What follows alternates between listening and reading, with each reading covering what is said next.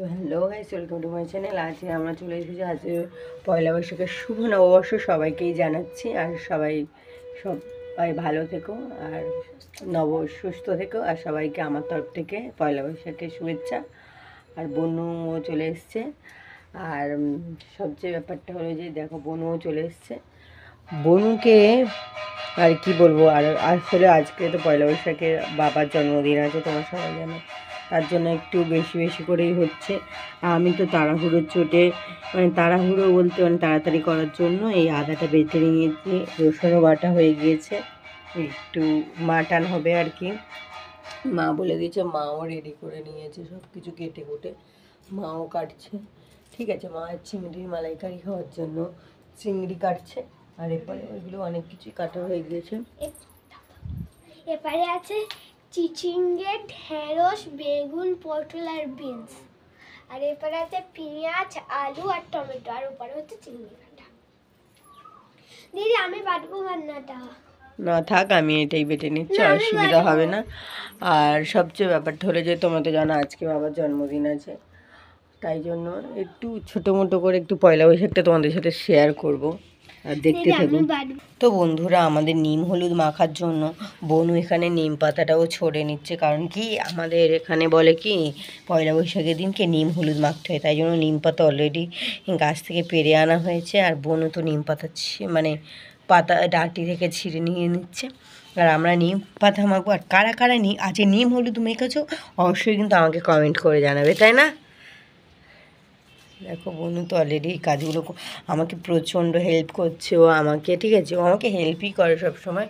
এই পাতাগুলো আছে, ঠিক আছে, এইগুলোই আর কি, এইগুলো ছড়ে নিচ্ছে। আর হলুদটাও মাখবো, ঠিক আছে। আর শাকও খেতে হয়, এটা কি জানো, পয়লা বৈশাখের দিনকে শাক ভাজা খেতে হয়। এগুলো কিন্তু মানে আর কি মা ঠাকুমারা কি বলেই থাকে সব সময়ের জন্য, খাওয়া ভালো স্বাস্থ্যের পক্ষে। আমার তো এত পাতা কিন্তু হয়ে গেছে, আর বেশি লাগবে না, এটাই হয়ে যেতে পারে। আর দিদি তো এখানে এইগুলো তো মাখিয়ে নিচ্ছে, কারণ এই পটল ভাজা আর বেগুনটা ভাজা হবে, তো সেই জন্যই। আর আমার তো এখানে নিম হলুদ ছড়া হয়ে গেছে, দেন এবারে বাটবো। আরে এত আমার নিম হলুদ ছড়া হয়ে গেছে। আজকে কী কী মেনু হবে কিন্তু সেইগুলো, আর কী কী রেসিপি হবে রেসিপিগুলোও তোমাদের সাথে শেয়ার করব, তোমরা দেখতে থাকো শুধু।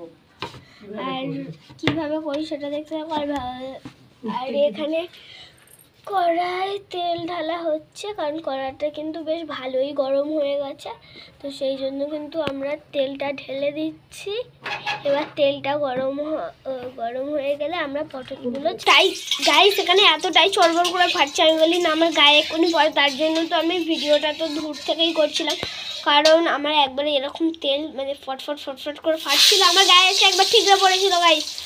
আমি আর সেই জন্য ঘরের কাছে যেতে চাইছি না। আর এই দূর থেকে আপনারা একটু দেখে নিন, কিছু করবার নেই। আর আগে তো আমরা বেগুনগুলোই ভাজবো, তারপরে পটলগুলো ভাজবো গাইস। তো আপনারা ফার্স্ট থেকে লাস্ট অব্দি ব্লগটা দেখতে থাকুন। তো এখানে তো মাসি শাক কাটছে। মাসি এখানে কি কি শাক আছে? নোটে শাক, কলমি শাক, হিঞ্চে শাক। এইগুলো কি শাক? ছঞ্চে শাক। ছঞ্চে এগুলো মানে মোটামুটি অনেক রকমের শাক মিলেই কিন্তু আজকের এই শাক ভাজাটা হবে। মানে অনেক রকম শাক দিলে শাকটা টেস্টিও বেশি হয় আর কি, মানে খেতেও দুর্দান্ত লাগে। জাস্ট একবার ট্রাই করো। আর মাসি এখানে এইগুলো ভালো করে বেছে নিয়ে কাটবে, মাসি এখানটা ওই জন্য বাটছে।